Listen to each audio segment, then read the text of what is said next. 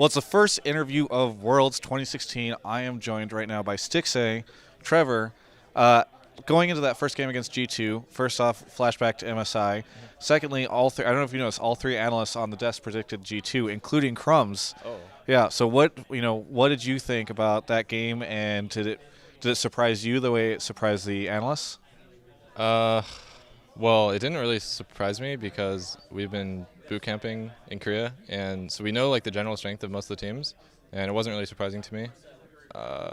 And for some reason, I think people have like a really high perception of like European, not a high perception of European teams, but in my opinion, NA teams are stronger. So even like a second or third seed in NA would be able to beat a first seed in EU. That's just my opinion. Is that based off of the boot camp time? Yeah, just like the overall region strength. I think NA is a lot stronger as well. So it's surprising to like the outside, but to me it's like okay. You can rank North America against Europe. Yeah. Can you please rank North America against the other major regions that are here? Let's see. Well, I think honestly NA is probably tied for like second with China. Okay. So obviously Korea first, and then China, and NA, and then Europe, and then Wildcards. Same thing. So. Where would you place Europe and the Wildcards in respect to each other? Because I remember Europe last time at MSI put Wildcards on the same level as North America, or even above it, right? Well,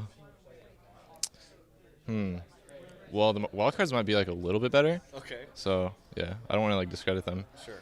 Well, holy moly! There we go. Getting off to a good start. So why did you guys prioritize bot lane picks over some of the other power picks in that game? Well, mainly the meta is a lot different now than it has been for a while.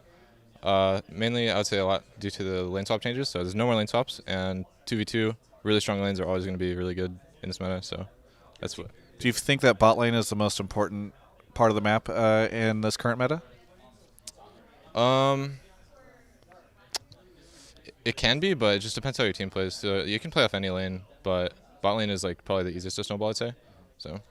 What do you think about the fact that you're going to go up against some of these other really big bot lanes or really good bot lanes throughout Worlds? Is there anybody in particular, either in your group or even if you get out of your group, that you are either excited or nervous to play against? I never really get nervous to play or like look super forward to playing against any bot lanes in particular.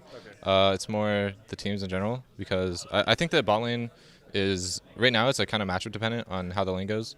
Not as much skill, I'd say, as there used to be into it. So it's like matchups and how your jungler pressure or how your team pressures their lanes. So it's not super exciting to play with like certain players. So yeah, it's mainly just like the teams to look forward to. So now, North America won the first game at Worlds. Will they win the last? How do I answer that? Do you understand the question? Yeah. Okay. No comment. No comment. Yeah. Holy moly! Is it because if you say they won't win, then your region's down on you, and if you say they will win, then you're called cocky? Well, yeah, I don't want to be called cocky. I'm a humble person. Are you? Yes, of course. Okay, good. We need that humility here at Worlds 2016. It makes for great interviews when everybody's just humble with me. It's fantastic.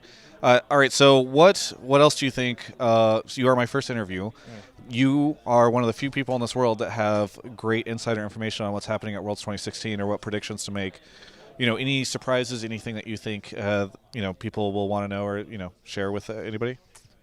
I think the best thing I could tell people is like every team has different priority in pick and ban, so you're probably going to see a lot of weird stuff, and it's not going to be like the same 5 champions in every single game or the same 10 champions every single game. So you're going to see a lot of different stuff, I'd say.